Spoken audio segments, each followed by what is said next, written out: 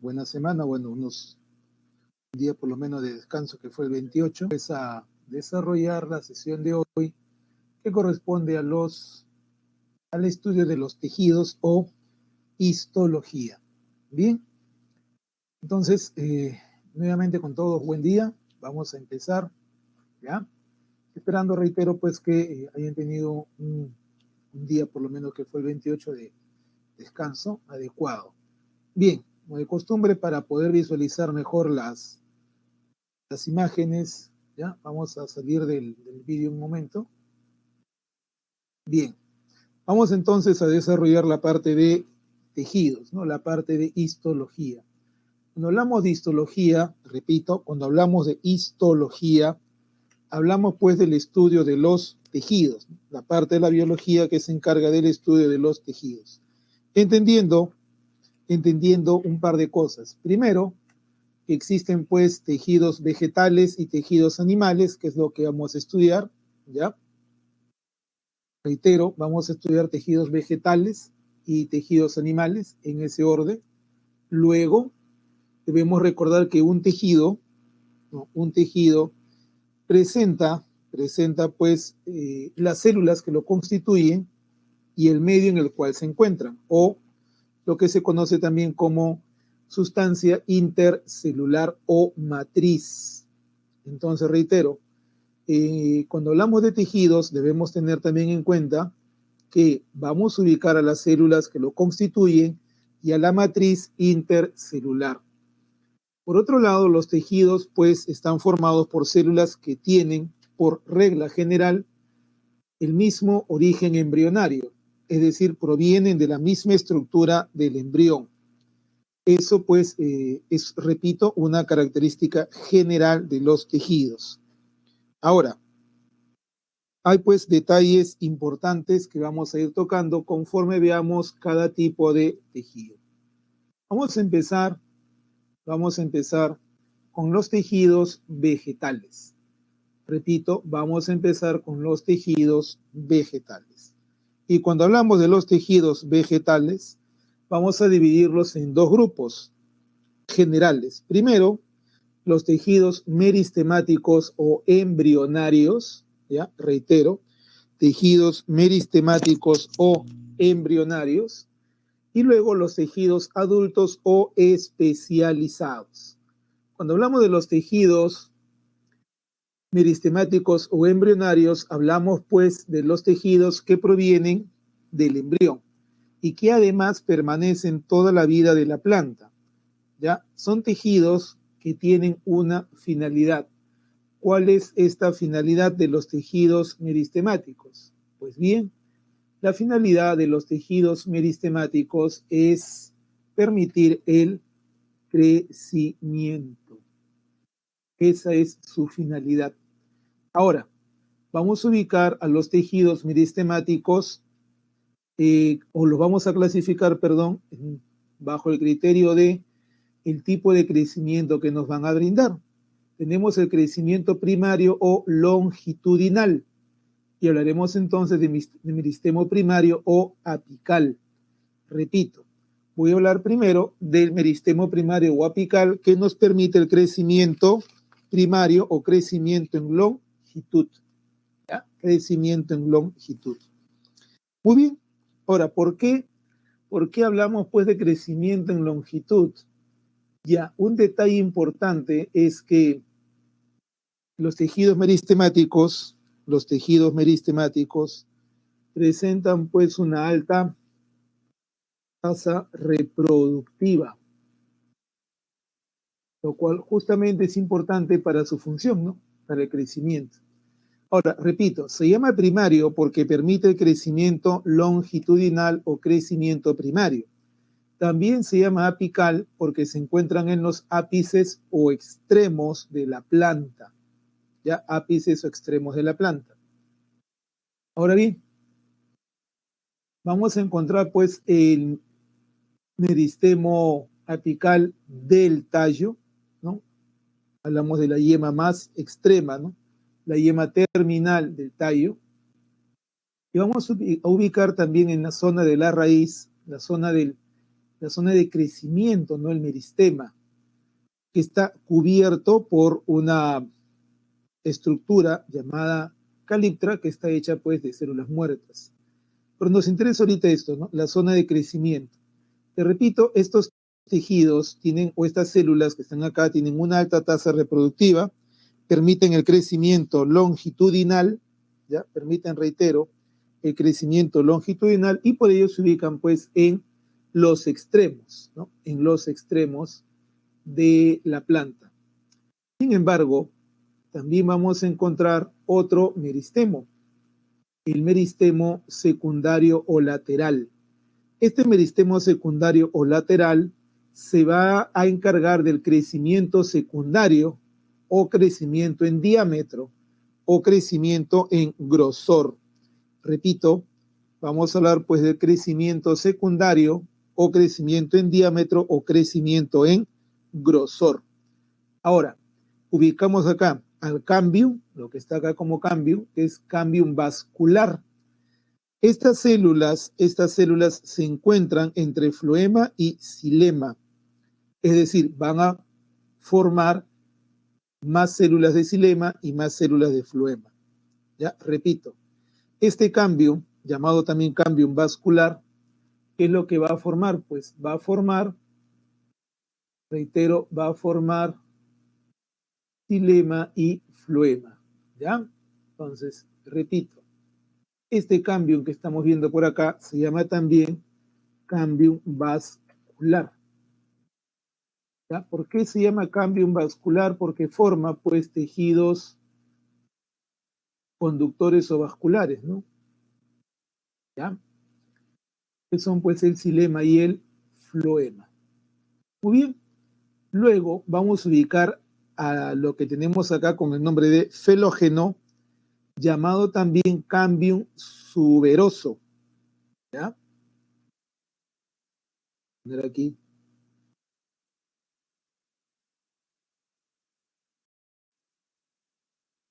Felógeno o cambium suberoso.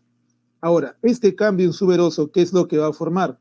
Como puedes observar, hacia el exterior suber y hacia el interior lo que vamos a llamar pues felodermis, que va a engrosar la corteza.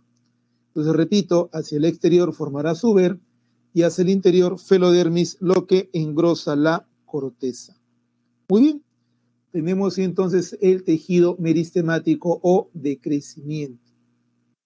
Ahora bien, a continuación vamos a observar el primer grupo de tejidos adultos o especializados en plantas. Hablamos entonces del tejido epidérmico. El tejido epidérmico, que es el primer tejido protector que vamos a ver. Tejido, repito, epidérmico.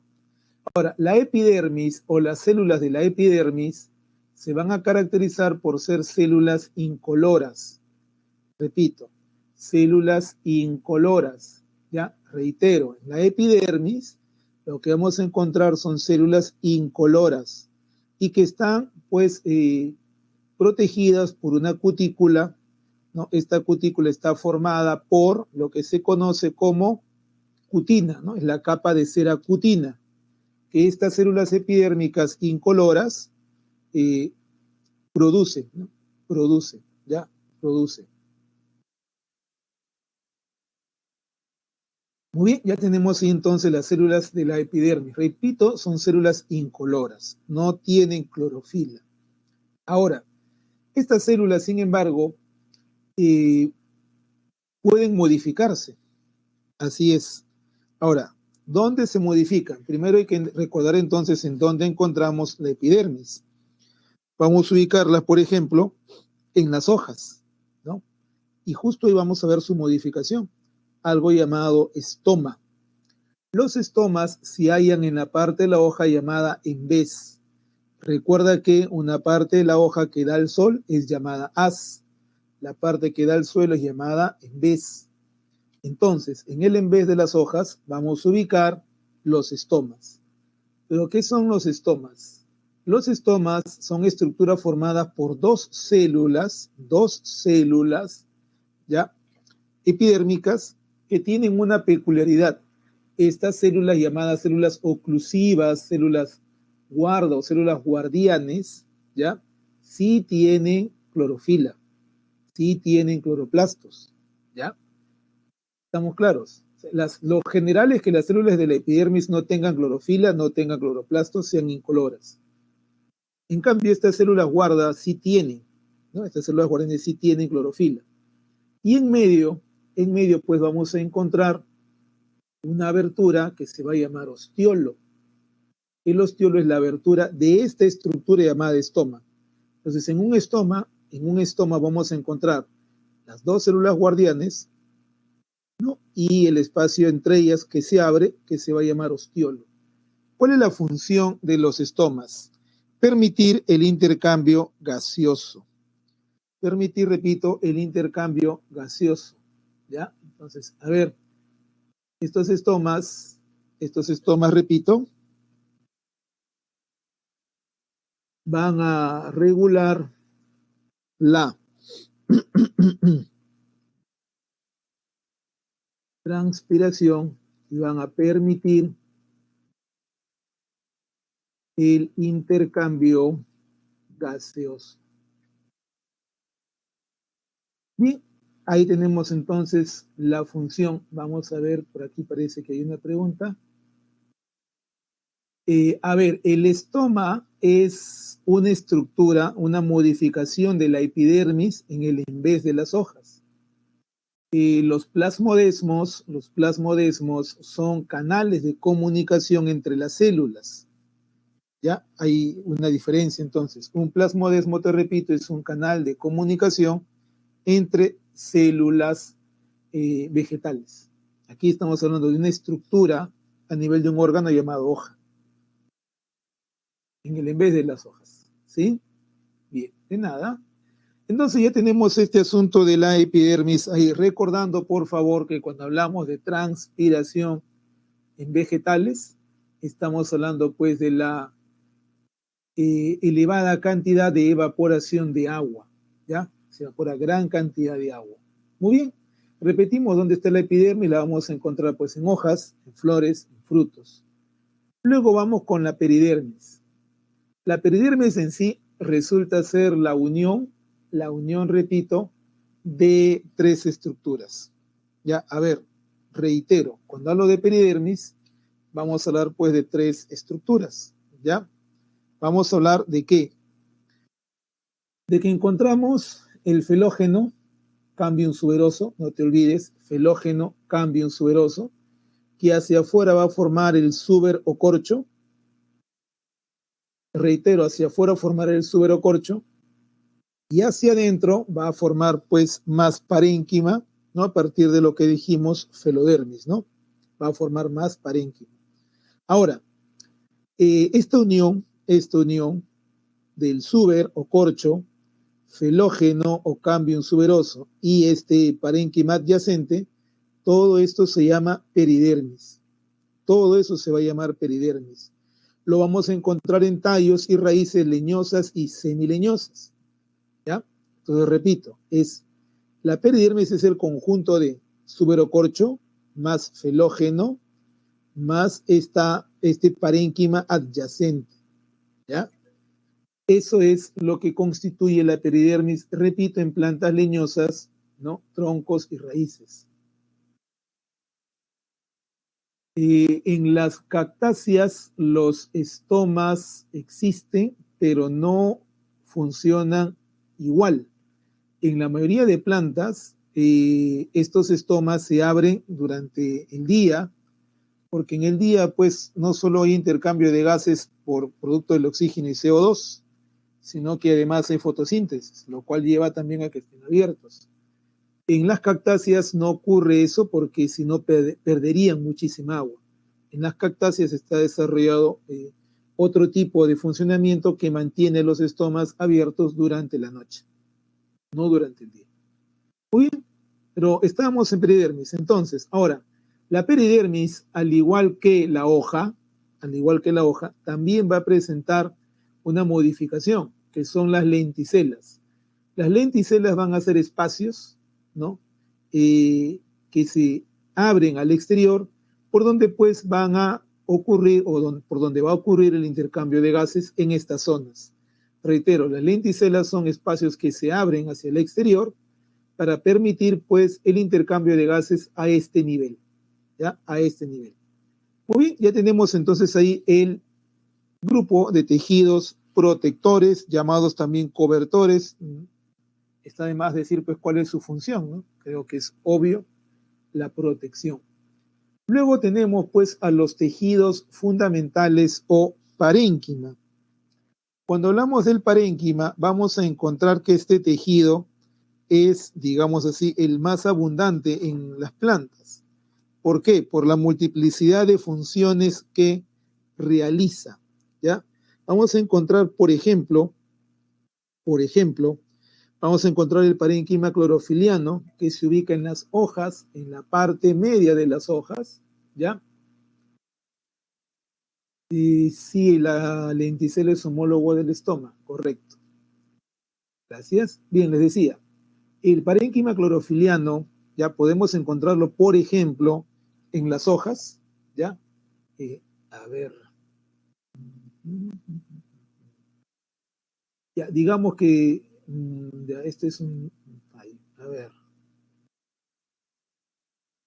Veamos. Aquí, en las hojas, ¿de acuerdo? En las hojas, si hacemos un corte transversal, vamos a encontrar, repito, este tejido, el parénquima clorofiliano, que se encarga justamente pues de la fotosíntesis debido a su contenido de clorofila. A este parénquima clorofiliano también le podemos dar otro nombre. ¿Cuál es ese otro nombre?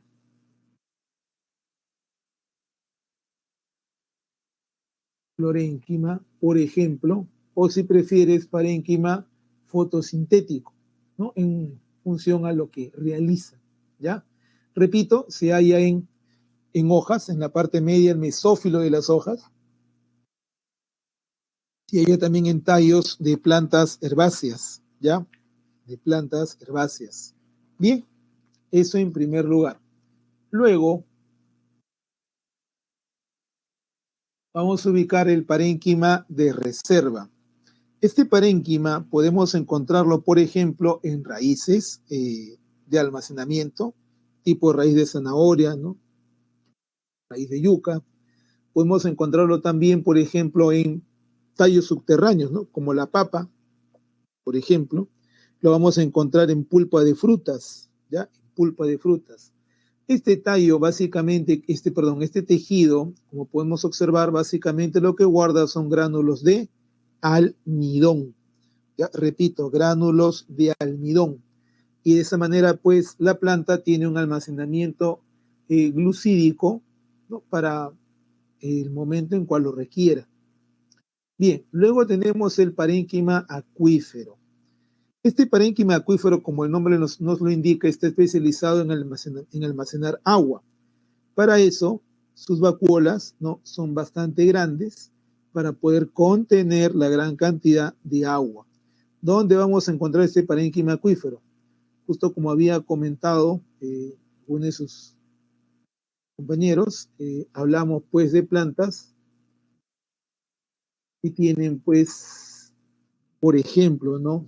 Tallos suculentos. Como por ejemplo, pues cuando hablamos de las cactáceas, ¿no? Cuando hablamos de las cactáceas, que justamente almacenan gran cantidad de agua.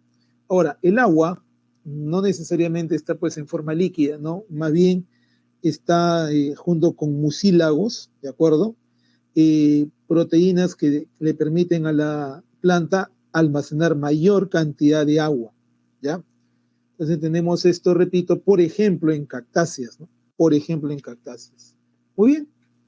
Y luego vamos a tener, pues, al parénquima aerífero. Este parénquima aerífero, ya llamado también aerénquima, a ver,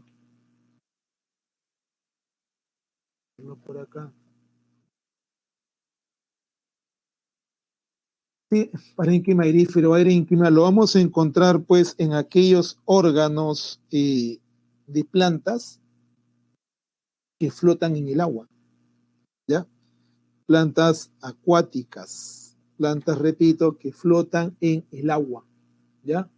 Entonces ya tenemos ahí pues los tipos de parénquima. Esos son los tipos de parénquima o tejido fundamental. Luego vamos a ver los tejidos de sostén o soporte. Estos tejidos de sostén o soporte, como el nombre lo indica, pues van a brindar soporte al órgano en el cual se encuentran. Para esto tienen sus paredes engrosadas, ¿no? Es decir, tienen más sustancias en su pared que otros tipos de células. Pero aquí hay que distinguir. En el caso del colénquima,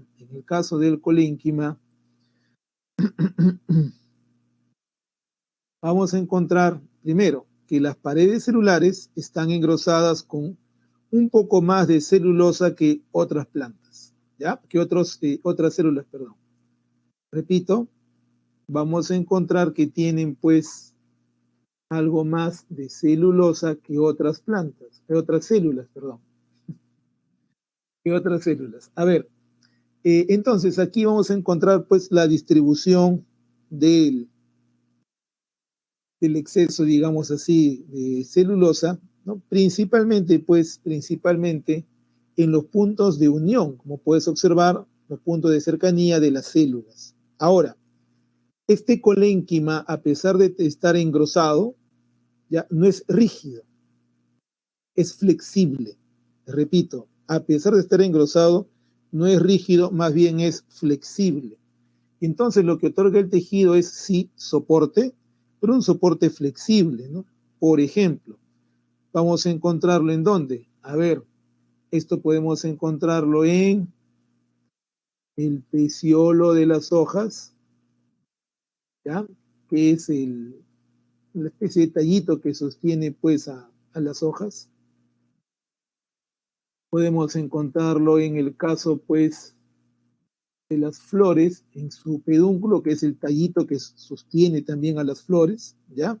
Y repito, es soporte flexible, ¿ya? Soporte flexible. El otro es el esclerénquima. Hay una diferencia fundamental, como puedes observar.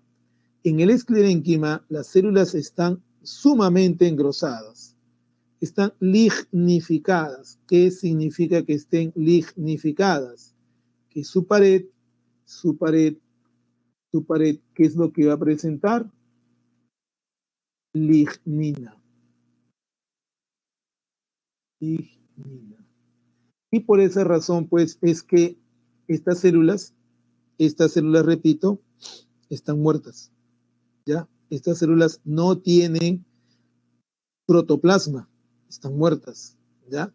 Ahora, estas células, que obviamente pues están muertas, podemos ubicarlas en tallos leñosos, en raíces leñosas, ¿de acuerdo? En partes muy duras y rígidas de la planta. ¿Por qué? Porque este tejido llamado esclerénquima lo que brinda pues es soporte, pero soporte rígido. ¿Ya? Soporte rígido. Entonces, reitero, vamos a encontrarlo en troncos, ¿no? O tallos y raíces leñosas. ¿Ya? Leñosas. Muy bien. Ya tenemos entonces esto aquí. Estas células de sostén, recuerdo, este tejido de sostén se origina en el anterior, en el parénquima, ¿ya?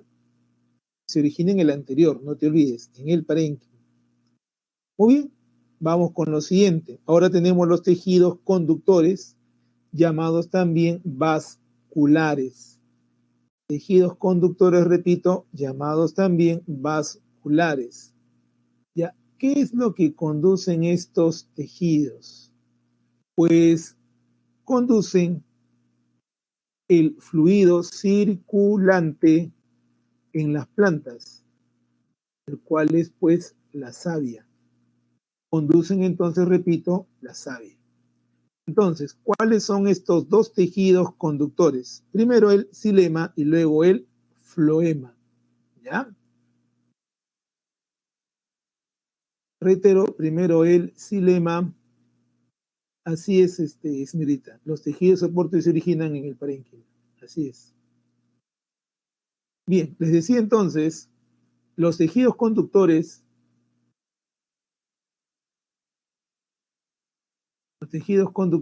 lo que hacen es, obviamente, pues conducir savia, ¿ya? Conducir savia. Ahora bien, el detalle es que hay que analizar algunas cosas, ¿no? Por ejemplo, si yo te hablo del xilema, recuerda, por favor, vamos a ser bien puntuales, ¿ya? El xilema va de raíz a hojas. Repito, el xilema va de raíz a hojas. ¿Eso qué significa? Que su sentido de transporte es ascendente, ¿ya? Repito entonces, a ver, vamos por acá. Recuerda, por favor, estamos hablando del xilema, ¿ya? El xilema entonces va de raíz a hojas, ¿ya? El sentido es ascendente y la savia que transporta se llama bruta, ¿no? Que está formada pues por agua y sales, ¿de acuerdo? Entonces ya tenemos ahí ese primer detalle. Ahora, sus elementos. ¿Cuáles son los elementos del xilema? Los elementos del xilema son los vasos llamados tráqueas, ¿ya? Repito, los vasos llamados tráqueas, ¿ya? Y pues hay algunos vasos más delgados llamados también traqueidas. Pero los vasos, que son los más grandes, son los que se llaman tráqueas, ¿de acuerdo? Entonces, en el xilema encontramos tráqueas y traqueidas. Ahora, el xilema tiene células con lignina. Ya, si sus células tienen lignina, eso significa pues solo una cosa, que las células están muertas. ¿Ya? Las células están muertas. Muy bien, ya tenemos ahí entonces el xilema. Te dije, el xilema nace en la raíz, llega hasta las hojas, su sentido de transporte es ascendente, transporta savia bruta, agua más sales, y sus elementos son pues los vasos llamados tráqueas, ¿no? O elementos de los vasos, y las traqueidas. Además, las células que presenta son células que están, repito, muertas. Vamos con el floema. El floema va casi al revés, casi de manera inversa. El floema se origina, repito, se origina en las hojas. ¿Ya? Se origina en las hojas. Y su transporte se realiza hacia todo el cuerpo vegetal, tanto hacia arriba como hacia abajo. ¿En dónde termina? Termina en lo que son llamados sumideros, ya repito, sumideros o lugares de concentración de savia elaborada, ¿ya? De savia elaborada. Entonces, a ver, vamos con el floema. El floema se origina hojas, ¿ya? En las hojas, ¿ya? Y va hacia los sumideros o lugares de almacenaje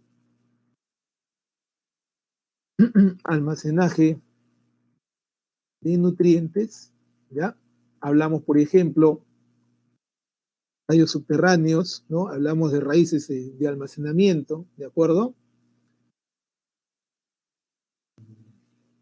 ¿Ya? ¿Qué es lo que va a transportar la llamada savia elaborada? ¿Qué contiene la savia elaborada? La savia elaborada va a contener, pues, lo que resulta de la fotosíntesis. Sin embargo, a la savia elaborada tiene por condición transportar sacarosa, ¿no? Sacarosa, ¿ya? Es lo que transporta, sacarosa. Ahora, aquí hay una peculiaridad en el caso, pues, del floema. Las células que lo forman están vivas, ¿ya? Repito, las células que lo forman están vivas y en conjunto se van a llamar, pues, tubos cribosos. Se llaman tubos cribosos por la presencia, pues, de una pared celular perforada, ¿no? A modo de criba o colador.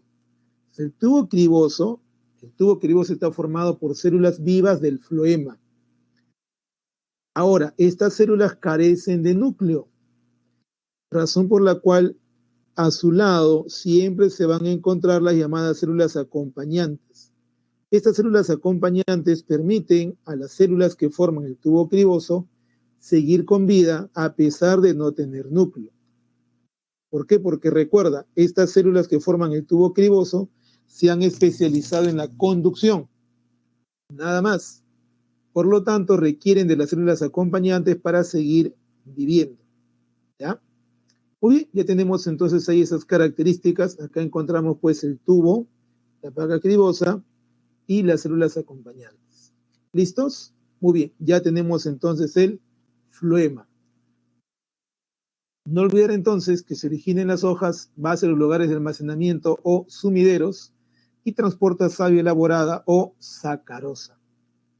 Ya está, ya tenemos ahí lo del floema.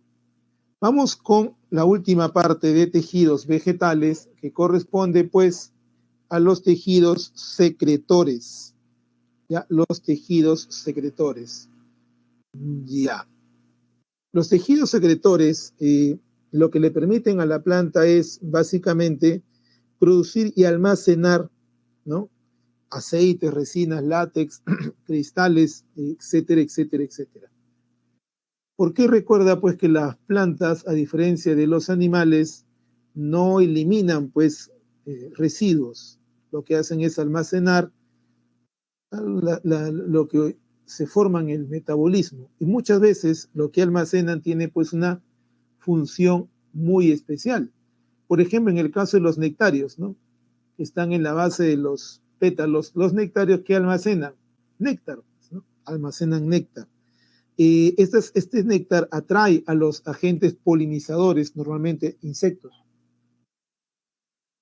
Repito, atrae a los agentes polinizadores, normalmente insectos, ¿no? Que son, reitero, atraídos por el dulce del néctar, y de esa manera pues se va a permitir la propagación de la especie vegetal. ¿Ya? Luego vamos a encontrar, por ejemplo, los pelos glandulares.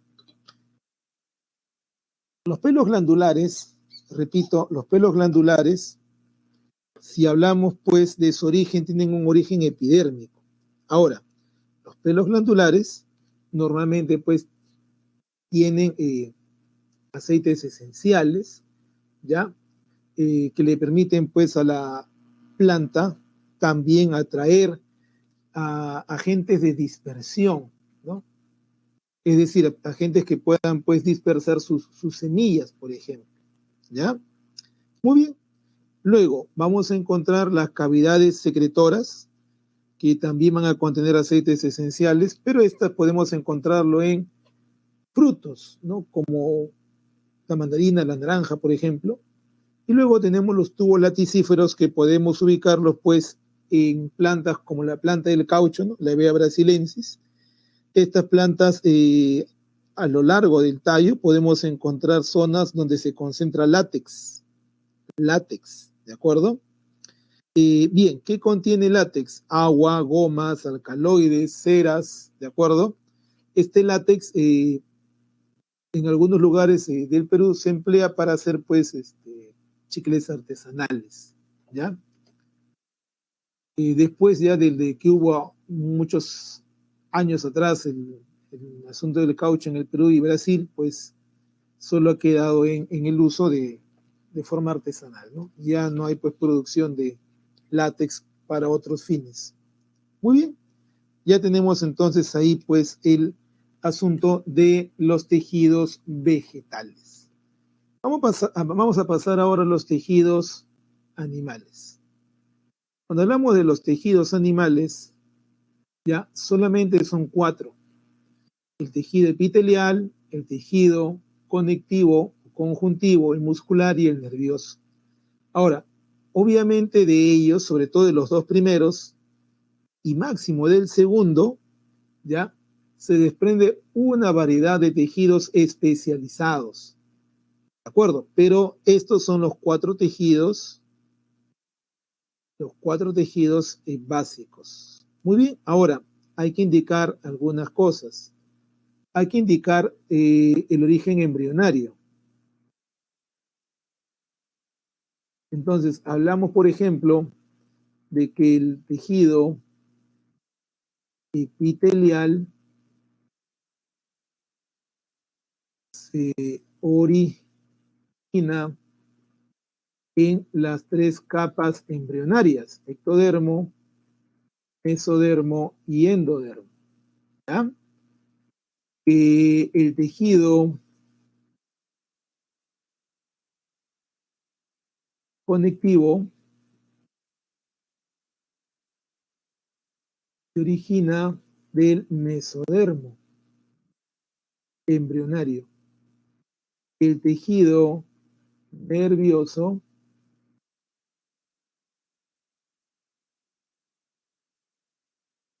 se origina del ectodermo embrionario, ¿ya? Y que el tejido muscular se origina del mesodermo embrionario. Siendo entonces el único tejido que se origina de las tres capas embrionarias, el tejido epitelial. ¿Sí? Bien, ya tenemos ahí entonces el asunto de los tejidos y de su origen. Recordando que un tejido que va a presentar las células y su matriz, ¿ya? Las células y su matriz. Es más, ¿no? Hoy en día, por ejemplo, dentro de lo que es, pues, la medicina reconstructiva, ¿no? El nuevo desarrollo de ciencias como ingenierías aplicadas, pues, a la biología, ¿no? Como la ingeniería biomédica, por ejemplo. Se habla también, pues, de regeneración tisular. Se habla también de ingeniería de tejidos. Estamos hablando de la capacidad del ser humano, pues, para manipular un poco la formación de los nuevos tejidos, sobre todo en la necesidad de trasplantes, ¿no? Bien, eso es todo un tema de investigación actual. Vamos entonces con el primer tejido, el tejido epitelial. Ya, cuando hablamos del tejido epitelial, en primer lugar vamos a ver la estructura de este tejido. Vamos a decir que está formado por células que tienen la peculiaridad de tener formas geométricas definidas. Eso va a permitir clasificar al tejido epitelial en diversos grupos. Lo te repito, las células del tejido epitelial tienen, pues, formas geométricas distinguibles, ¿ya? Tienen además la peculiaridad de estar muy, muy cerca, están muy unidas. Prácticamente no hay, ¿no? O es muy escaso el espacio intercelular. Entonces, en este tejido epitelial, te decía, las células están unidas, ya hay poco espacio intercelular debido a que las membranas, pues, están bastante contiguas unas a otras, ¿ya? Este tejido no tiene vasos sanguíneos, es avascular, ¿ya? Es avascular, y además se apoya en algo llamado membrana basal, siendo que esta membrana basal no es epitelio. Esta membrana basal es parte del tejido conectivo, es parte del tejido conectivo, por eso dice claramente se apoya, eso es lo que debes recordar, se apoya, eso es lo que se afirma. Muy bien, repito entonces, células que tienen que tienen formas geométricas distinguibles, muy unidas, escaso espacio intercelular y son avasculares, no es un tejido avascular, no hay vasos sanguíneos acá. Y las células, reitero una vez más, se apoyan sobre la membrana basal, ¿ya? Que es tejido conectivo. Ahora, este tejido además tiene una peculiaridad, tiene una alta tasa regenerativa. Ya, las células se pueden regenerar. Además de ello, este tejido pierde células por exfoliación. Es decir, las células al morir se caen. Repito, se caen. Eso se llama exfoliación. Listos. Ahora, si tú observas el término acá, hemidesmosomas, los hemidesmosomas son una forma de comunicación, una unión entre las células epiteliales y la membrana basal. La membrana basal y las células epiteliales se unen a través de hemidesmosomas. En cambio, una célula epitelial con otra célula epitelial pueden unirse por algo llamado desmosoma. Ya, a ver, la unión entre dos células epiteliales contiguas puede ser por desmosomas, pero si hablamos de que la célula se une a la membrana basal, esa unión se va a llamar hemidesmosoma. ¿Cuáles son las funciones del tejido epitelial? Vamos a hablar, por ejemplo, de la protección, ¿no? Protección de los demás tejidos que están en el cuerpo, protección, por ejemplo, si hablamos de la piel, ¿no? De la superficie de la piel, de microorganismos. Si hablamos del transporte transcelular, hablamos de partículas que se transportan a través de su superficie, ¿no? A través de su superficie.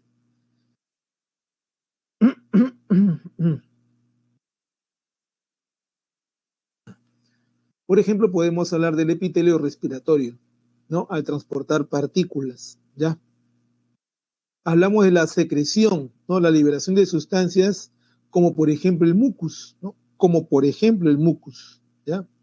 Hablamos de la absorción que ocurre a nivel intestinal principalmente, que ocurre, repito, a nivel intestinal principalmente. También tenemos que hablar pues del riñón, ¿no? En la parte llamada tubo contorneado proximal. Pero reitero, principalmente se habla acá de intestinos. Luego tenemos la función receptora o sensitiva. ¿Ya? ¿Por qué? Porque justo hay un epitelio que se llama epitelio sensorial, ¿no? Que es el que tiene exactamente esta función receptora de estímulos. Muy bien, ya tenemos entonces las funciones del tejido epitelial. ¿Listo? Vamos a ver ahora una clasificación de este tejido. Cuando hablamos del tejido epitelial, vamos a hablar, por ejemplo, del epitelio de revestimiento, llamado también cubierta. Epitelio de revestimiento o epitelio de cubierta. Y en este caso vamos a encontrar el epitelio simple, vamos a encontrar el epitelio estratificado, por ejemplo. Cuando hablamos de epitelio simple, hablamos de que solo hay una capa de células sobre la membrana basal. Solo hay una capa de células sobre la membrana basal. Puede ser simple plano, ya puede ser simple cúbico o puede ser simple cilíndrico. A ver, si yo te hablo del epitelio simple plano, ¿no? Se llama así porque sus células son planas. ¿Y dónde lo podemos ubicar? A ver, el epitelio simple plano, este de acá, este primero, ya podemos ubicarlo, por ejemplo, en esa parte del nefrón, ya, llamada cápsula de Bowman. Podemos hallarlo también en los alveolos pulmonares, ¿ya? Luego vamos a encontrar el epitelio cúbico. ¿Dónde lo podemos encontrar el epitelio cúbico? A ver, acá, cúbico. Vamos a ver, por ejemplo, del folículo tiroideo. Vamos a encontrar también en el nefrón, ¿ya? En el nefrón. Luego tenemos el cilíndrico, ¿ya? Que lo vamos a encontrar ¿en dónde? En el intestino, ¿ya? En el intestino. Hablamos, pues, por ejemplo, de las vellosidades intestinales. Finalmente, dentro de este grupo también de epitelio simple, existe algo llamado pseudoestratificado. Este pseudoestratificado se llama así porque a pesar de que es una sola capa de células, Ya, la posición de los núcleos en cada célula da la apariencia de que son más capas. A ver, si vemos los tres anteriores, el plano, el cúbico y el cilíndrico, observa los núcleos celulares, están pues prácticamente a la misma altura, Y por esa razón es que podemos afirmar que hay una sola capa de células. Pero en este pseudoestratificado vamos a encontrar más bien los núcleos a distintas alturas, dando la apariencia, repito, apariencia de ser varias capas. Por eso se le llama pseudoestratificado. También se le llama epitelio respiratorio. ¿Por qué? Pues porque lo vamos a encontrar en las vías aéreas del sistema respiratorio. Ya, repito, también se le llama epitelio respiratorio porque lo vamos a encontrar en las vías aéreas, ¿no? Las vías que llevan aire del sistema respiratorio humano. Ahora, el epitelio estratificado se llama así porque presenta ¿qué? Varias capas celulares, ¿de acuerdo? Varias capas celulares. Entonces, como presenta varias capas celulares, es esa la razón por la cual se le llama estratificado. ¿Ya? Ahora, este epitelio estratificado, repito que va a tener pues varias capas celulares, ¿ya? Y puede clasificarse según, repito, según la última capa.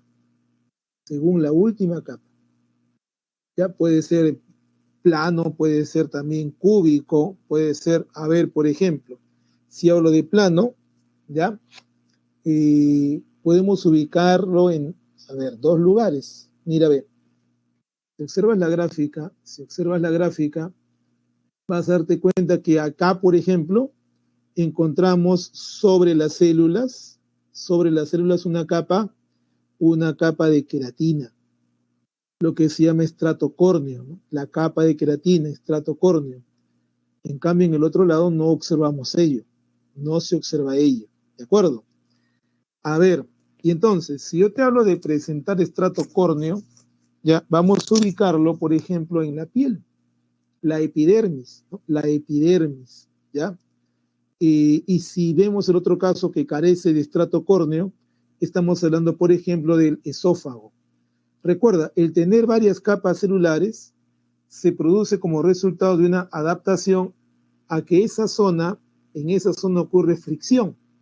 En esa zona, repito, es probable que exista fricción. Obviamente, si hablo del estrato córneo, ¿no? Hablo de queratina en la piel, es porque la piel fricciona constantemente con diferentes medios, ¿ya? Y en el caso del esófago hay varias capas, pues porque por el esófago pasa el bolo alimenticio. Así que también hay cierto grado de fricción, ¿ya? Y sin embargo, acá no hay pues estrato córneo. ¿Ya? Repito, en ese caso no hay estrato córneo. Entonces, tenemos aquí dos: epitelio estratificado con estrato córneo cornificado, ¿ya? Y el otro pues no cornificado, ¿no? Porque no tiene pues estrato córneo. Acá se lo de cornificado, reitero, epidermis, acá arriba, por ejemplo, esófago, ¿no?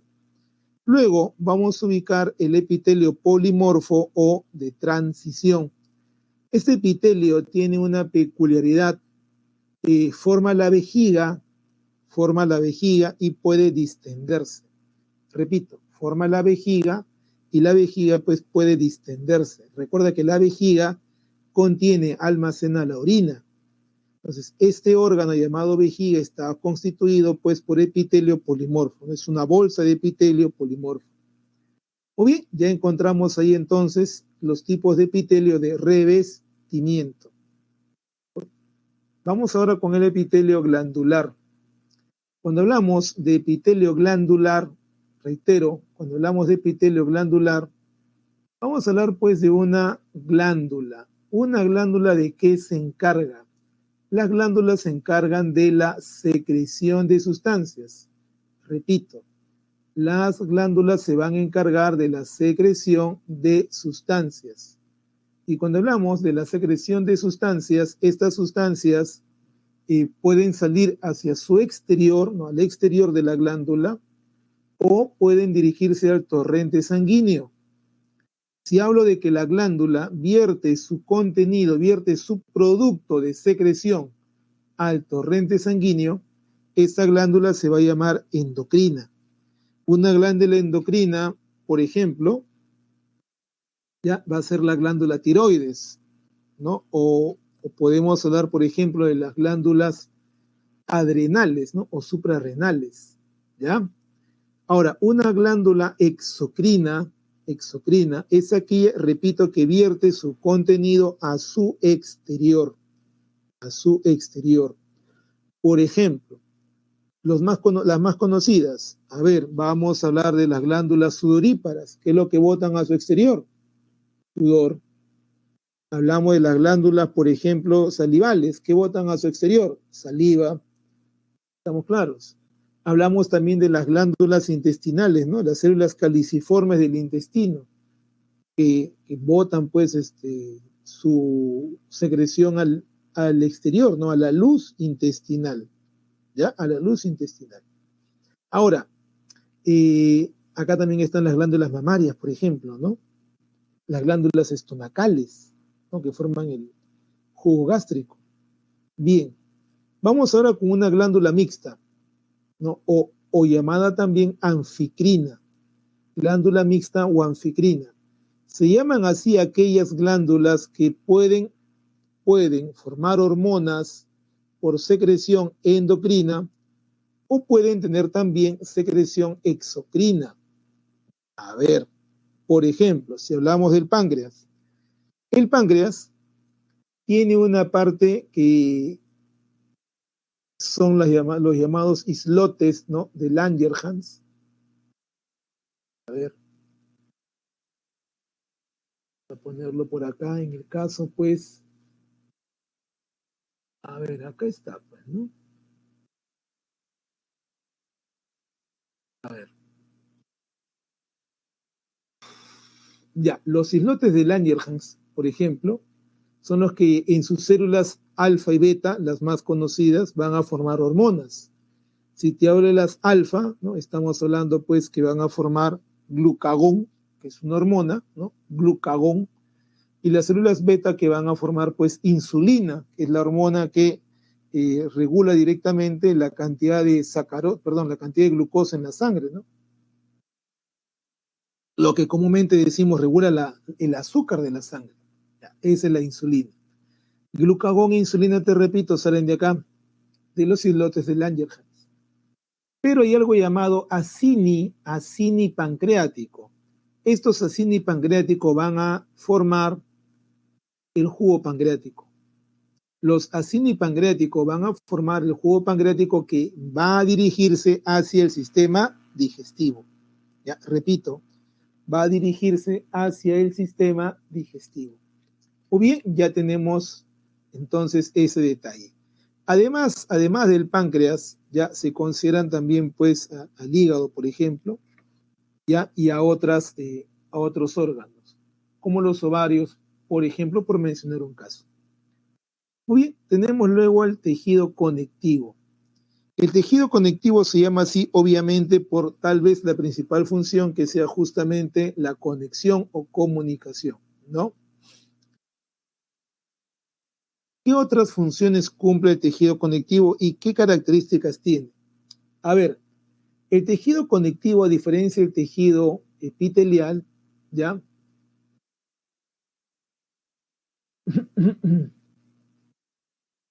Vamos a escribir por acá. Va a presentar células con forma variada, además es vascular, o sea, presenta ¿qué? Vasos, ¿ya? Presenta vasos sanguíneos. Y hay un detalle importante. ¿Cuál es? Que las células están separadas por amplio espacio intercelular. O sea que aquí la matriz entre las células es abundante, a diferencia del tejido epitelial, donde las células tenían pues formas definidas, ¿no? Claramente distinguibles, y que además entre ellas pues no había mucho espacio intercelular. En el caso de el tejido conectivo, el espacio intercelular es abundante. Ahora, en el caso del tejido epitelial hay una enorme, perdón, el tejido conectivo hay una enorme variedad de células, como podemos ver, y además tenemos pues un notable desarrollo de la matriz. Entonces te decía, hay una gran variedad de células, ¿ya? Una gran variedad de células, y por otro lado, hablamos pues de la peculiaridad de su matriz. ¿Cuáles van a ser los tipos de células y qué peculiaridad tiene la matriz? A ver, te decía que en el caso del tejido conectivo, ¿ya? Como hay tejidos dentro del conectivo, tejidos especializados, ¿ya? En los tejidos especializados la matriz cambia un poco. Entonces, la matriz puede darnos muchas luces sobre el tipo de tejido, así como también las células que vamos a encontrar. Por ejemplo, vamos a ubicar a la célula mesenquimatosa indiferenciada. Esta célula mesenquimatosa indiferenciada también la vamos a llamar célula madre. Repito, célula madre. O si prefieres, stem cell, ¿no? Célula madre. Ahora, esta célula va a formar a otras células. O sea, las que están por acá son pues descendientes de ella, de la célula madre o la célula mesenquimatosa indiferenciada. Hablamos, por ejemplo, del fibroblasto, llamado así porque forma fibras. De hecho, es el encargado o es la célula encargada de formar la matriz extracelular. No olvidar, el fibroblasto, este fibroblasto forma la matriz extracelular, ¿ya? Ese fibroblasto. Ahora llega un punto en el cual el fibroblasto, digamos, se hace adulto y se convierte en algo llamado fibrocito. El fibroblasto, repito, sintetiza, forma la matriz.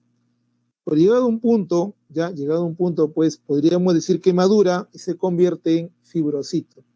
El fibrocito va formando menos matriz con el paso del tiempo, ¿ya? Y se dedica solamente pues a mantener lo que ya está formado por el fibroblasto. ¿Listo? Bien. Luego hablamos pues, por ejemplo, del condroblasto. El condroblasto es la célula joven del tejido cartilaginoso. Ya, repito, célula joven del tejido cartilaginoso. Hablamos también del osteoblasto, que es la célula joven del tejido óseo. La célula joven del tejido óseo, que repito, se llama osteoblasto.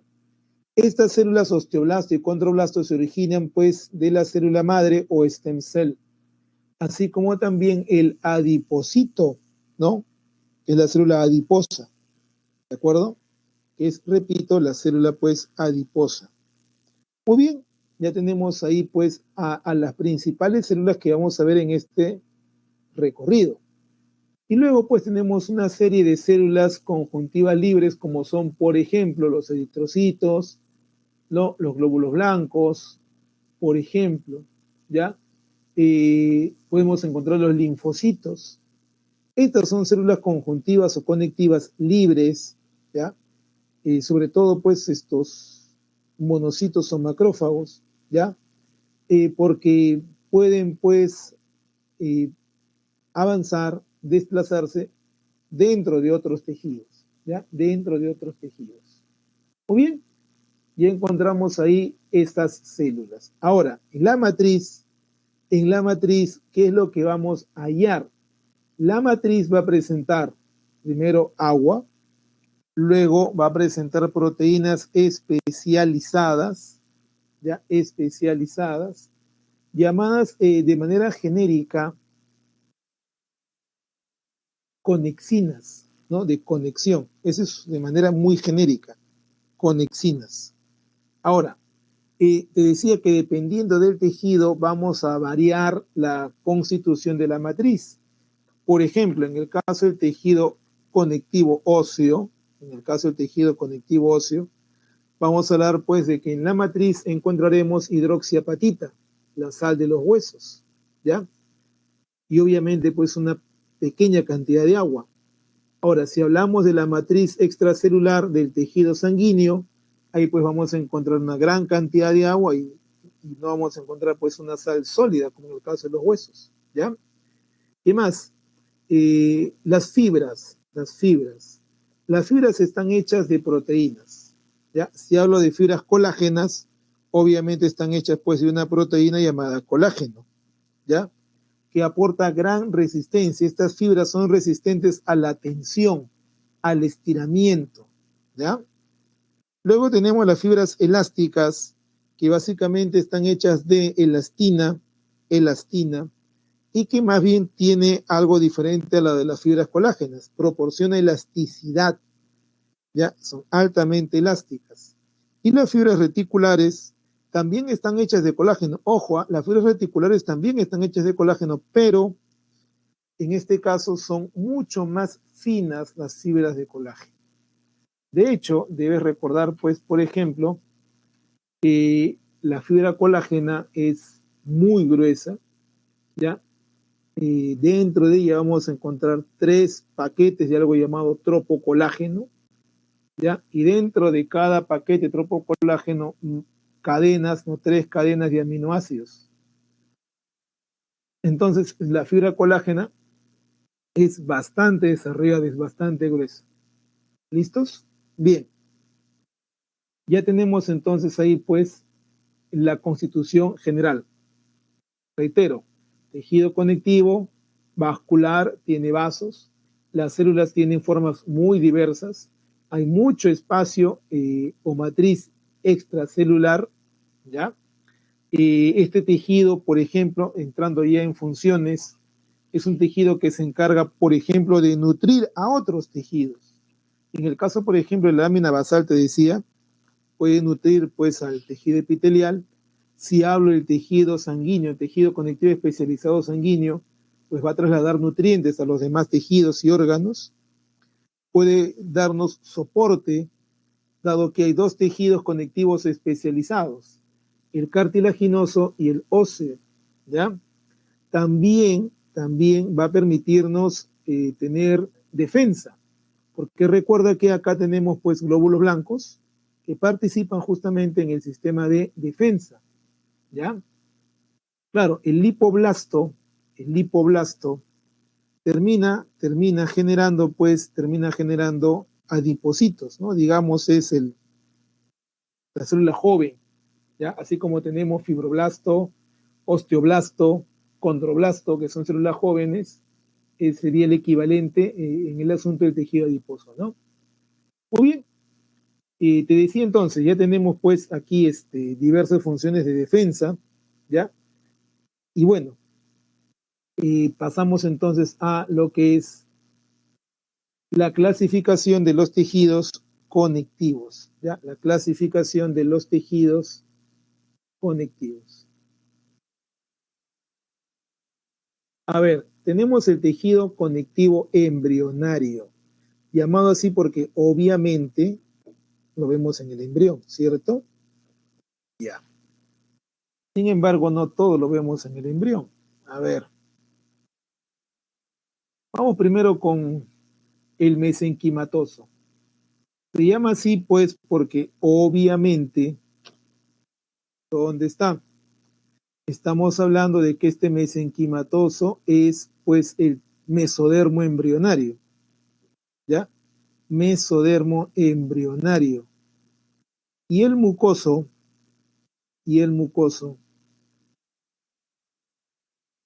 lo vamos a encontrar, pues, en la jalea o gelatina de nuestro amigo Huarto.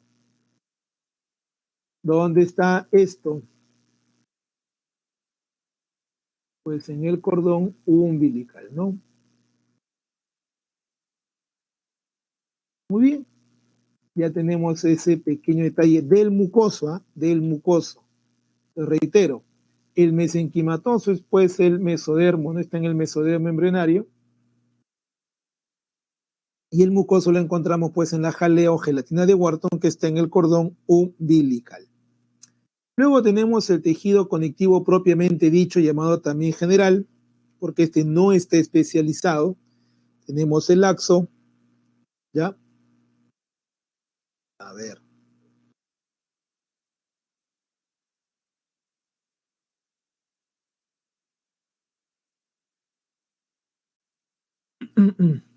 No se ve muy bien. A ver, al axo también podemos llamarlo así, areolar, ¿ya? Areolar. Bien. Luego tenemos el denso irregular, el denso regular y tenemos pues el elástico. Ya. A ver, cuando hablamos primero del laxo o areolar, lo vamos a encontrar, vamos a poner precisiones, ¿ya? Precisiones, ejemplitos. Vamos a ubicarlo en dónde. Por ejemplo, en la dermis. Pero en la dermis llamada dermis superficial, para ser más específico, ¿ya? En la dermis superficial. Ya. Luego vamos con el denso. Denso. Hay una diferencia entre el denso y el laxo en el asunto, pues, de las fibras colágenas sobre todo.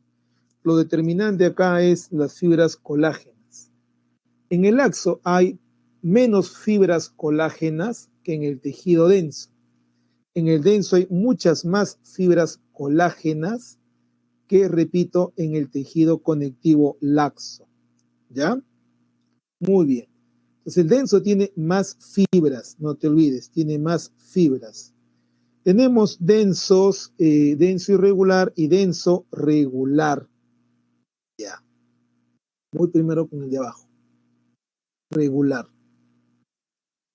Lo voy a encontrar en los tendones, por ejemplo. También lo puedo encontrar en ligamentos, ¿no? Tendones, ligamentos. Ese es el regular. Y justamente el regular, por la disposición, si tú observas con cuidado la imagen, las fibras pues prácticamente están paralelas unas a otras, haciendo que las células pues estén casi en columna, ¿no? Esta distribución es importante porque de esa manera se hace el tejido más resistente a la tensión. De hecho, recuerda que el tendón une, repito, músculo con hueso. Así que debe estar preparado para soportar grandes tensiones, ¿no? O tracciones. Ahora, el tendón más desarrollado en el ser humano, pues, es el llamado tendón de Aquiles, ¿no? Que se encuentra justamente en la extremidad inferior, en la pierna. ¿Ya? Bien, luego tenemos, te decía, el denso irregular. ¿Dónde ubico el denso irregular? A ver, este denso irregular, por ejemplo, lo vamos a hablar también en la dermis, pero no en la superficial, sino en la dermis profunda. ¿Ya? La superficial, recuerda, es en el caso del areolar, la dermis profunda. Como puedes ver, hay una diferencia. En el irregular, las fibras colágenas no están distribuidas de manera paralela. ¿Ya? No están distribuidas, repito, de manera paralela, y por eso es que las células están prácticamente dispersas. Esa es la gran diferencia entre el tejido denso regular y el irregular. Ahora, el irregular también lo podemos encontrar en cubiertas. Cubiertas, ¿como qué cubierta? La cubierta, por ejemplo, del cartílago. ¿Ya? La cubierta del cartílago, por ejemplo, pericondrio. Entonces ya tenemos ahí este detalle del tejido denso irregular. Por último, el elástico. El elástico, ¿dónde lo vamos a encontrar? Lo vamos a encontrar, por ejemplo, a ver aquí, media de los vasos sanguíneos, por ejemplo, las arterias, ¿no? Que tienen una gran cantidad de tejido conectivo elástico. Ya, este elástico se caracteriza pues por su elasticidad, ¿no? Y vaya que aquí hay que recordar que esto tiene una gran cantidad de proteína llamada elastina, ¿ya? proteína llamada elastina. Muy bien, ya tenemos ahí entonces esa clasificación de tejido conectivo. Ya antes de irnos, hay un tejido más acá, que es el tejido conectivo reticular. Ya, vamos a ponerlo por acá. Tejido conectivo reticular. ¿Dónde lo voy a encontrar, por ejemplo, este tejido conectivo? En la médula ósea roja. Ya, este tejido conectivo reticular tiene fibras reticulares y se encuentra en órganos hematopoyéticos, o sea, formadores de sangre. Y justamente el órgano formador de sangre, pues, es la médula ósea roja, ¿no? El amor, ¿de acuerdo? Médula ósea roja. Muy bien, ahora sí vamos con el tejido conectivo especializado.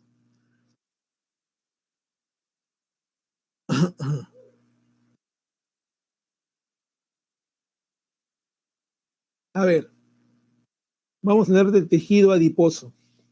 ¿Ya? Este tejido adiposo, básicamente, lo que hace es almacenar energía. ¿En forma de qué? Nosotros llamamos grasas. O sea, lo que hablamos es que almacenan pues triglicéridos, no te olvides. Además, escribirlo por acá.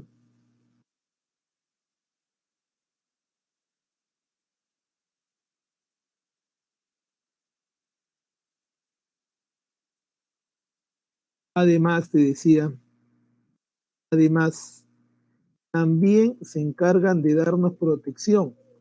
¿Cómo? A ver, si tenemos en cuenta lo siguiente, dentro de nuestro cuerpo y el de otros muchos animales, las vísceras, repito, tienen una cubierta adiposa, una cubierta grasa, ¿ya? Esa cubierta grasa, pues, protege de los impactos directos a los órganos, ¿de acuerdo? Los protege. Y de esa manera, pues, el órgano queda por lo menos parcialmente protegido. Muy bien, ahora, hay dos tipos de tejido adiposo. El blanco o unilocular, no, unilocular abundante en adultos, ya, no que solo se encuentra en adultos, es abundante en adultos, ¿de acuerdo? Y el tejido adiposo pardo, llamado también marrón o más bien multilocular. ¿Cuál es la diferencia? El unilocular, como puedes observar, tiene solo una gota de grasa. El multilocular o pardo o marrón tiene varias gotas de grasa, ¿ya? Varias gotas de grasa. Este tejido pardo o marrón, tejido adiposo pardo, abunda, repito, abunda en niños, ¿ya? Es muy abundante en niños. Y hay un detalle entonces, ¿no? El adulto va perdiendo capacidad de retención calórica, estoy siendo bien claro, ¿eh? Retención calórica, porque el tejido pasa de ser pardo o marrón, tejido adiposo de niño, a tejido adiposo blanco de adulto. Este tejido va perdiendo, repito, capacidad de almacenaje de calor. El tejido adiposo pardo, en cambio, no. Esa es una gran diferencia. Recuerda que el tejido adiposo no genera calor, almacena el calor, ya almacena el calor. Quien genera calor es el tejido muscular por su actividad, mientras que, repito, el tejido adiposo solo almacena ese calor, ¿ya? A través de la grasa. Entonces hay que tener ahí esa diferencia fundamental. Vamos ahora con el tejido cartilaginoso. ¿En qué se parece el adiposo? A ver, ambos tienen pues un origen conectivo, pero el tejido cartilaginoso tiene sus propias peculiaridades. A ver, hablo del cartilaginoso, ¿ya? La célula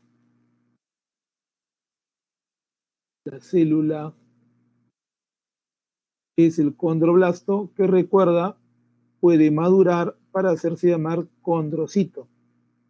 Condroblasto, condrocito. ¿De acuerdo? Ya. Ahora, el condrocito, como puedes ver en la gráfica, vive en lagunas. Esas lagunas, pues, se van a llamar condroceles. ¿Ya? Condroceles. Bien, entonces ahí tenemos ya un primer detalle. Luego, un segundo detalle.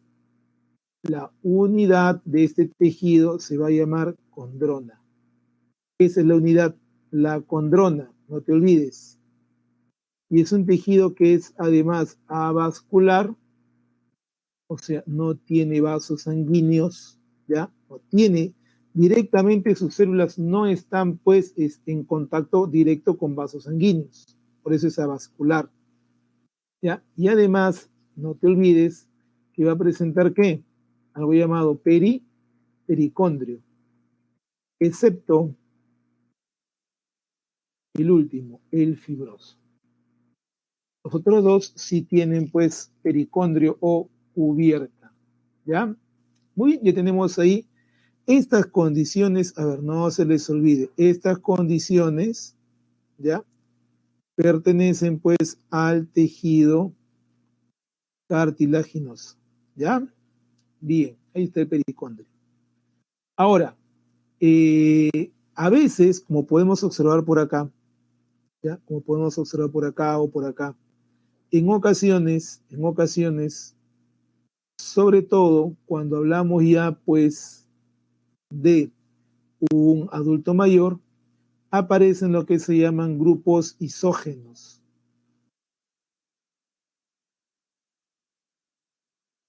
Un grupo isógeno es un grupo de células de condrocitos, ¿ya? Que están en la misma laguna o condrocele. Repito, ese grupo isógeno es el grupo de condrocitos que están en la misma laguna o condrocele. Normalmente es un condrocito, una laguna o condrocele. Estos grupos isógenos son abundantes en adultos, sobre todo en adultos mayores. ¿Ya? Bien. Tenemos luego el cartílago hialino, llamado así porque es traslúcido, ¿no? Hialos es vidrio, se tiene aspecto de vidrio, es traslúcido. Y este hialino, ¿dónde lo vamos a encontrar? Lo vamos a encontrar, por ejemplo, en el feto, forma del esqueleto fetal. ¿Dónde más lo podemos encontrar? Por ejemplo, en el tabique nasal, ¿ya? También forma pues el tabique nasal. ¿Dónde más lo podemos encontrar? En algunas partes pues respiratorias, ¿no? Como por ejemplo la tráquea, ¿ya? Como por ejemplo te decía, la tráquea. Muy bien, eso es en cuanto al hialino, Luego tenemos el elástico. Vamos a encontrarlo en el pabellón de la oreja, ¿no? En la oreja. Vamos a encontrarlo también en la laringe, ¿de acuerdo? Para ser más precisos, mucho más precisos. Vamos a hablar, a ver, el cartílago es el cartílago epiglotis, ¿no? O epiglotis. Muy bien, ya tenemos ahí entonces dónde está el elástico.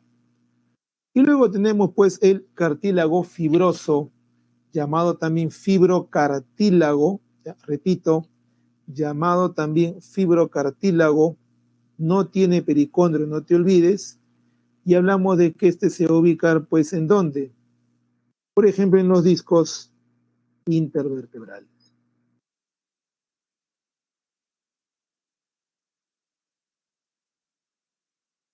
Ahí está. En los discos te decía intervertebrales. Ahí tenemos pues el caso del tejido cartilaginoso. No olvidar las características arriba, ¿ya? Bien, vamos ahora con un detalle. Este tejido cartilaginoso también sirve de soporte a órganos sobre que se apoyen en él, ¿ya? También puede servir de protección. Y en el caso, pues, por ejemplo, de los peces llamados condricties, ¿no? Como el tiburón y demás, este tejido es el que forma su esqueleto, ¿no? Es un esqueleto de cartílago, ¿ya? Muy bien. Ya tenemos entonces por ahí ese detalle. Vamos con el otro tejido especializado, que es el tejido conectivo óseo. Cuando hablamos de tejido conectivo óseo, estamos hablando pues del tejido que va a formar a los órganos conocidos como huesos. ¿Ya? Reitero, es el tejido que va a formar a los órganos conocidos como huesos. Bien. Ahora, cuando hablamos de que forma los órganos conocidos como huesos, hay que entender algunas cosas importantes. Primer detalle, no olvidar. Perdón. Importante, no olvidarlo, forma los huesos. Ya. ¿Por qué? Porque justamente el hecho de que forme los huesos está en relación con la función. Al formar los órganos llamados huesos, contribuye con el soporte, ¿no? Con el sostenimiento del cuerpo, y además, repito, además con el movimiento. Claro, porque los huesos finalmente terminan siendo reserva de minerales, por ejemplo, y participan en la locomoción, haciendo lo que se llama locomoción pasiva, pues porque los huesos son movidos por los músculos, no al revés, ¿ya? Los músculos son los que mueven a los huesos. Entonces te decía, vamos a encontrar pues aquí al tejido óseo que forma los huesos, ¿ya? Bien, ¿qué más? Ahora, hablamos de que el tejido óseo tiene pues peculiaridades, como cuáles, por ejemplo, este tejido va a presentar como células, va a presentar a los osteoblastos, que son las células formadoras, osteocitos, por ejemplo, que vienen a ser algo así como las células pues adultas, ¿ya? Vamos a encontrar también a los osteoclastos, que son células que degradan hueso.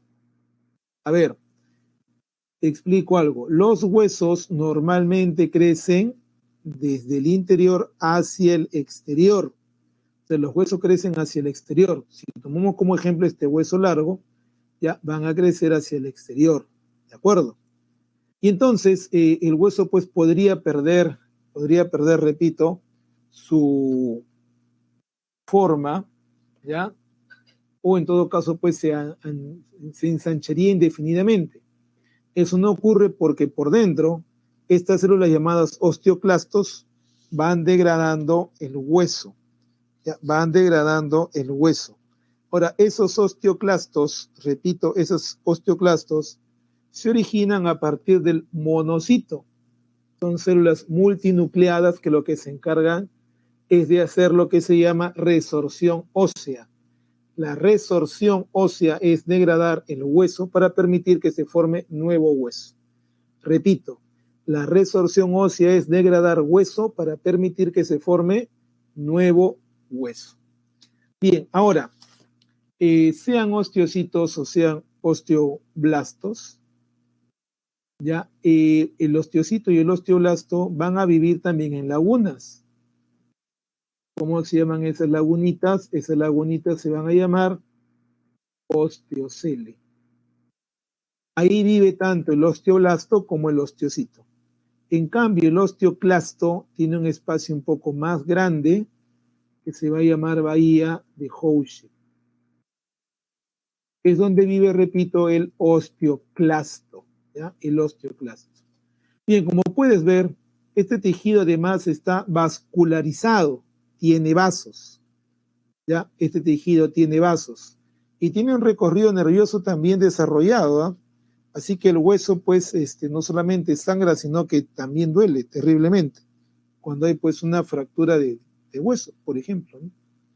Muy bien, vamos a encontrar que tenemos aquí dentro del tejido óseo dos tipos de tejido óseo.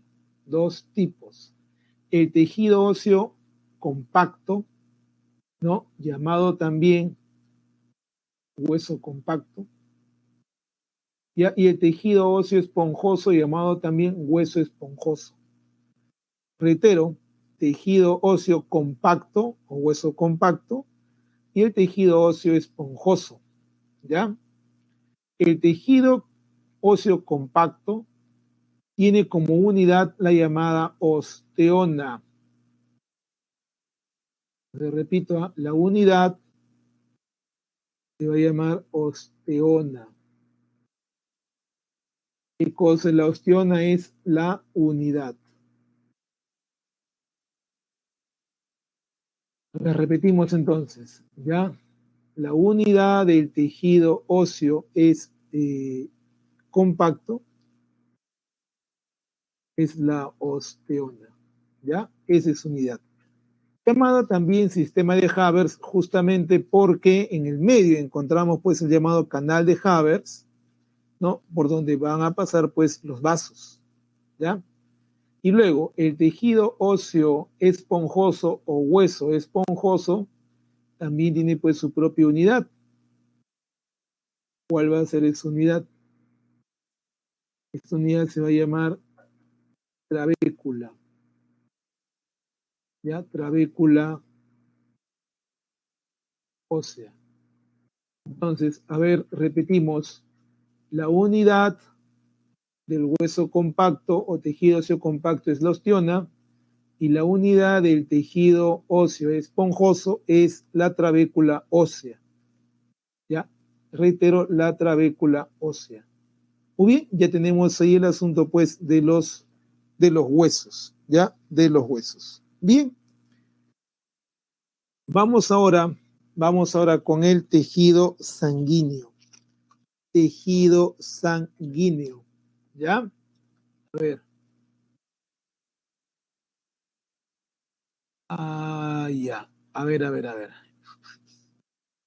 ¿Dónde estamos? Aquí. Mira, este es el canal central, que es el canal de Haber, ¿ya? Es el que está acá. Es el canal de Haber. Ya. En este canal vamos a encontrar, te decía, el vaso sanguíneo, por ejemplo, ¿no? Ya. Pero sí, hay, como podemos ver por acá, hay otro vaso. Hay otro conducto, perdón, no es un vaso, es otro conducto, ¿ya? Este conducto que estamos viendo por acá tiene su nombre, ¿ya? ¿Dónde estamos? A ver, no podemos poner por acá, vamos a ponerlo ya. Ese vamos a poner C de canal, canal de nuestro amigo Volkmann. Ese canal es lateral, ¿ya? El canal de Volkmann. ¿Listo? Este canal también permite pues el paso de vasos sanguíneos por ahí. ¿Listo? Bien. Pues ya tenemos ahí el canal de Haber, que es el central, y el canal o conducto de Volkmann. Muy bien. Tenemos entonces ya lo siguiente, el tejido sanguíneo. Cuando hablamos de tejido sanguíneo, estamos hablando del único tejido cuya matriz es totalmente líquida.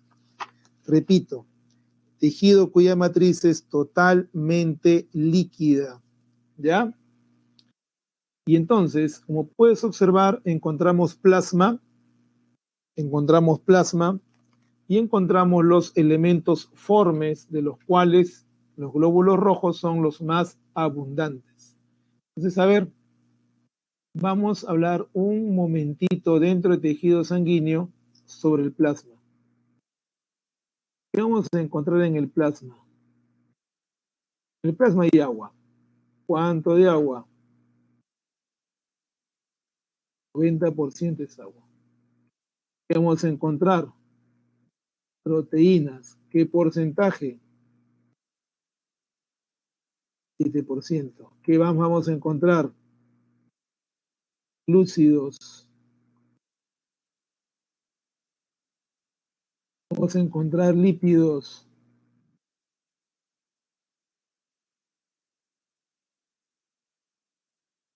Y otros. Ya, pues en esos otros vamos a encontrar iones, vamos a encontrar desechos, hormonas, etcétera. Eso es el plasma. Como puedes ver, lo que abunda más en el caso pues del plasma es el agua. Ahora, ¿qué proteínas podemos encontrar en ese plasma? Por ejemplo, ¿no? La albúmina, por ejemplo, la fibrina, ¿ya? ¿Por qué mencionamos a estas dos?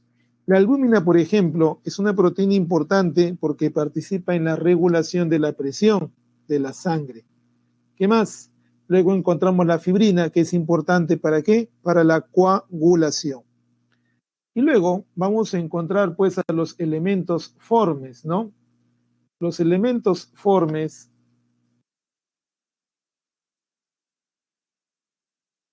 van a ser pues quienes encontramos a los glóbulos rojos o eritrocitos, cuya función principal es el transporte de gases, ¿ya? Transporte de gases. Hablamos de que principalmente transportan oxígeno, ¿ya?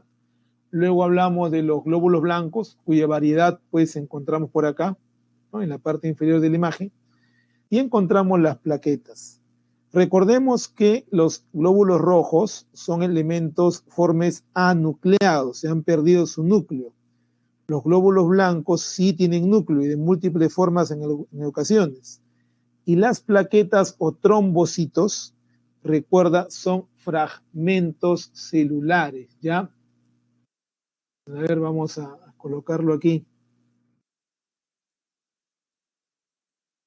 Trombocitos o plaquetas, recuerda, son fragmentos de una célula llamada megacariocito, ¿ya?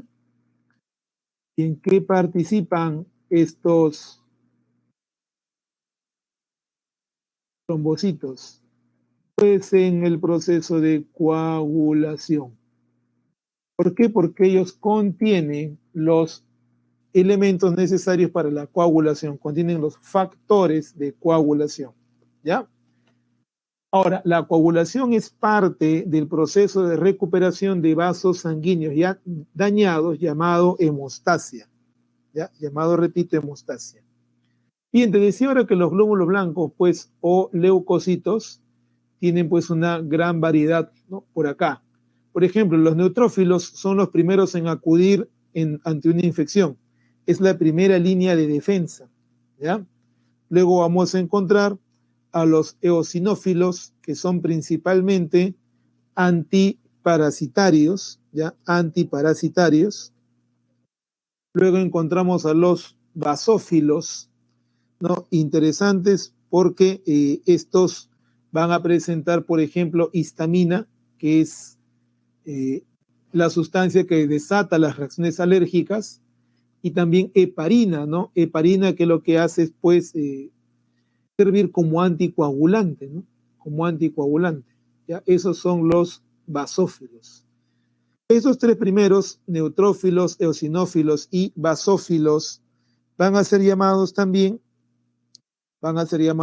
granulocitos, granulocitos, ¿ya? Los otros, monocitos y linfocitos, van a ser llamados también agranulocitos, agranulocitos. Ahora, si yo te hablo, por ejemplo, de los monocitos, estos son los glóbulos blancos más grandes. Estos pueden transformarse en algo más grande llamado macrófago e intervenir como macrófagos en la presentación de elementos extraños al sistema inmune.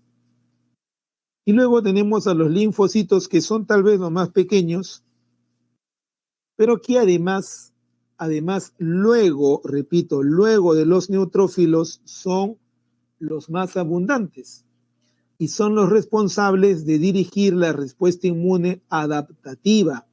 Entonces vamos a escribirlo eso para no olvidarnos. Los linfocitos, ¿ya? Porque hay dos linfocitos importantes aquí.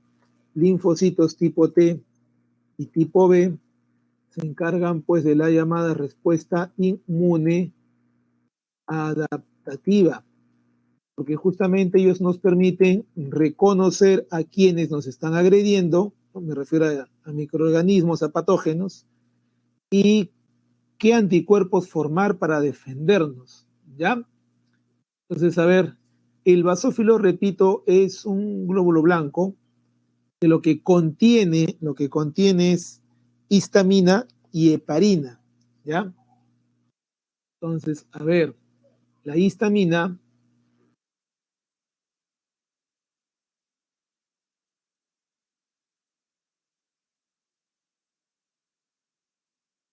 ya, si hablamos de la histamina, recuerda, es la sustancia que es capaz de desatar las reacciones alérgicas, ¿no?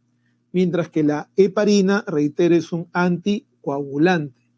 Obviamente el más conocido pues es la histamina y por eso es que cuando uno tiene una reacción alérgica, lo primero que consume es pues un antihistamínico, ¿no? Para reducir pues la respuesta alérgica que tenemos muchas personas frente a algo, una sustancia, ¿no? Por ejemplo, polen, polvo, etcétera. ¿Ya? Muy bien, ya tenemos entonces ahí ese detalle de tejido conectivo especializado. Vamos ahora con el siguiente tejido, el tejido muscular. Este tejido muscular, recordemos por favor, el tejido muscular es un tejido que está vascularizado, ¿ya? Es un tejido, repito, vascularizado, ¿ya?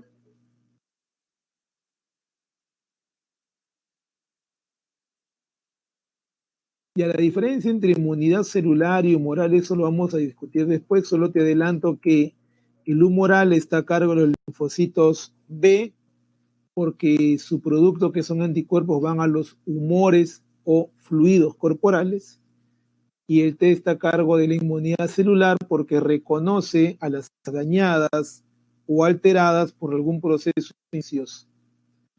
Además de que requiere siempre unirse a células. El linfocito B no.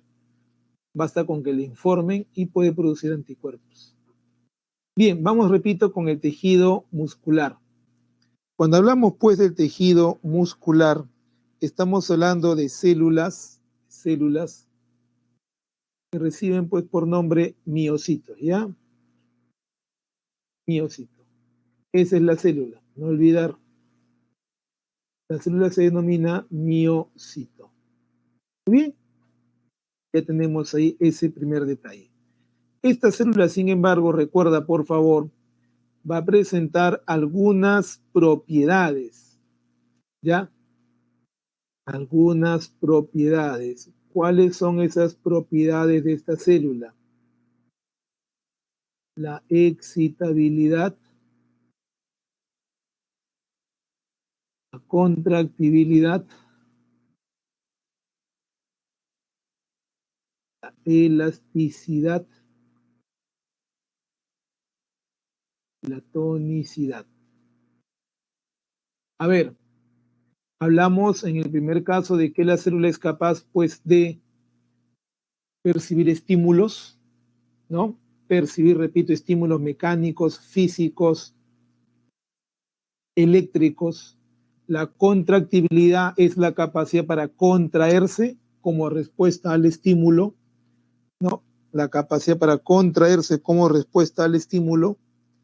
Luego encontramos la elasticidad, que es la capacidad de recuperar su forma original luego de la contracción.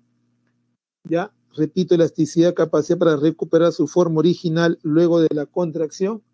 Recuerda que en la contracción el músculo o la célula muscular reduce su longitud e incrementa su grosor o diámetro. Gracias a la elasticidad recupera su forma original. Y la tonicidad es estar siempre listo para contraerse. Siempre listo, repito, para contraerse. Ahora, existen dos tipos generales de tejido muscular. El tejido muscular liso, tenemos por acá, y el estriado. ¿Ya? Repito, el tejido muscular liso, tenemos por acá, y el otro pues que es el tejido muscular estriado. ¿No? Por allá. Ahora, el estriado a su vez puede ser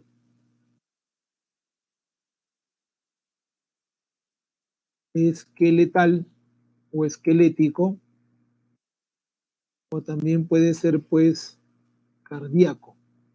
¿Ya? Cuando hablamos del tejido muscular liso, este no tiene estrías, por eso se llama liso. Mientras el estriado pues se llama así porque obviamente va a presentar pues estrías o dobleces o pliegues en su membrana. Ahora, el estriado cardíaco se llama así porque está en el corazón y el esqueletal se llama así porque está adosado o unido a los huesos. Esta estructura que estamos viendo acá, esta organización, corresponde pues al tejido muscular estriado esquelético. ¿Ya?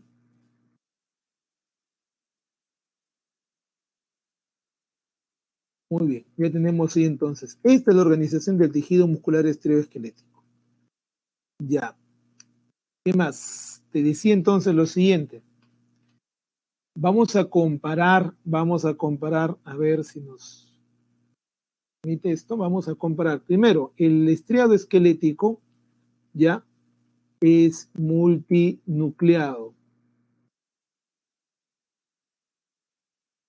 En cambio, en el caso de las células del estriado cardíaco hay uno o dos núcleos bicentrales, mientras que en el caso pues de la célula del tejido liso solo hay un núcleo que también es pues central, ¿ya? Luego, en el caso del estriado se presenta una unidad contráctil llamada sarcómera, lo que no está pues en el liso. En el liso no hay sarcómera, ¿ya? Luego, tenemos algo más que el tejido muscular estriado esqueletal obedece nuestra voluntad al formar los llamados músculos esqueletales.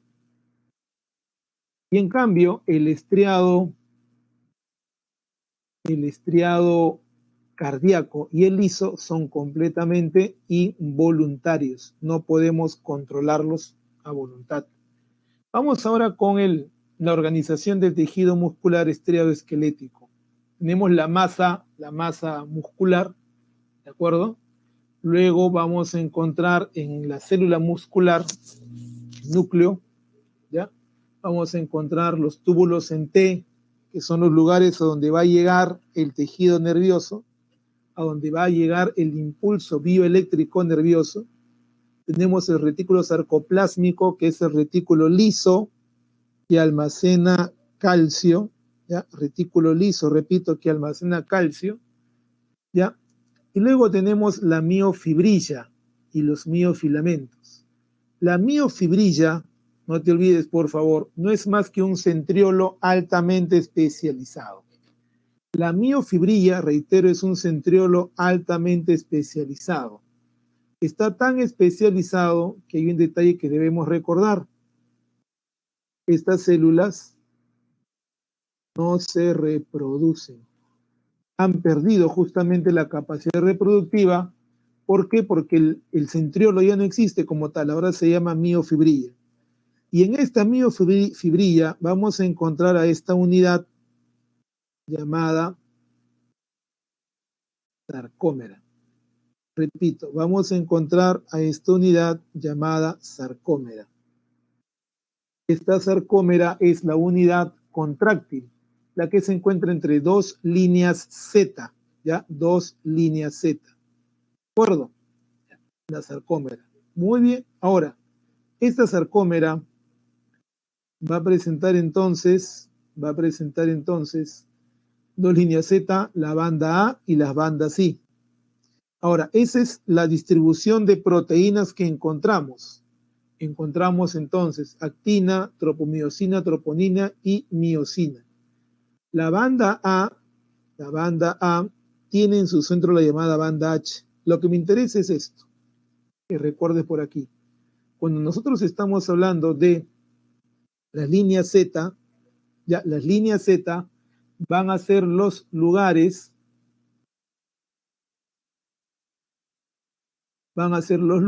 en los cuales termina, repito, termina la sarcómera, ¿ya? Termina la sarcómera, y cuando las líneas Z se acercan, el músculo se contrae. Entonces, a ver, vamos a escribirlo acá.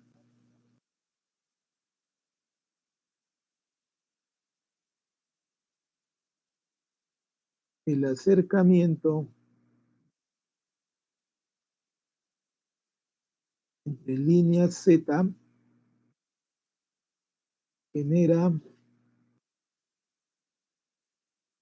contracción muscular. La separación, por lo contrario, genera el relajamiento muscular, ¿no? La relajación muscular, ¿de acuerdo? Entonces, el músculo se contrae o la célula muscular se contrae cuando pues se acercan las líneas Z. Muy bien, vamos por último con el tejido nervioso. Cuando hablamos del tejido nervioso, recordemos que vamos a encontrar aquí dos tipos celulares, la neurona y las neuroglías, ¿ya? Recordemos, vamos a hablar acerca de las neuronas. ¿Ya? Las neuronas son células altamente especializadas, no se reproducen, ¿ya? ¿Qué más? Estas células tienen una alta excitabilidad y una alta conductibilidad. A ver, cuando hablamos de excitabilidad es la capacidad para reaccionar, ¿no? Para percibir y reaccionar ante un estímulo, y la reacción que tiene la neurona es generar algo llamado impulso bioeléctrico nervioso. Ese impulso bioeléctrico, pues lo que hace la neurona es trasladarlo a otra neurona, y al trasladarlo hacia otra neurona genera pues el llamado proceso de sinapsis. ¿Ya? Y cuando hablamos de sinapsis, pues hablamos de la comunicación entre neuronas, ¿cierto?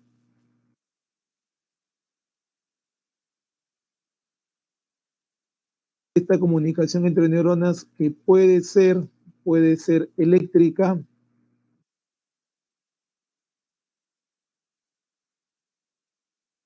o química, y si es química, se emplea lo que llamamos neurotransmisores, ¿ya?